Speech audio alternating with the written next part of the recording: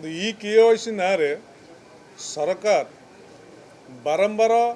साधारण जनता को भ्रमित कर विशेष भाव में सबुठ कष्टकर घटना होची जे गोटे आईटी रिटर्न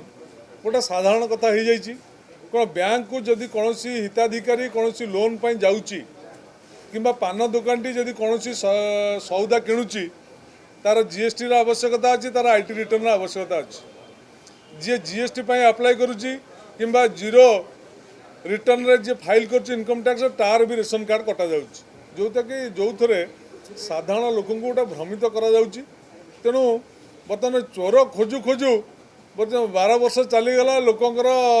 रेशन कार्ड नुआ हो पारे बहुत हिताधिकारी अपेक्षार अच्छा योग्य हिताधिकारी जो मैंने कि रेशन कार्ड पाइबापी से पाई पारना ये हूँ दुखर कारण तेणु साधारण जनता को ये सरकारटा बारंबार ठकुची।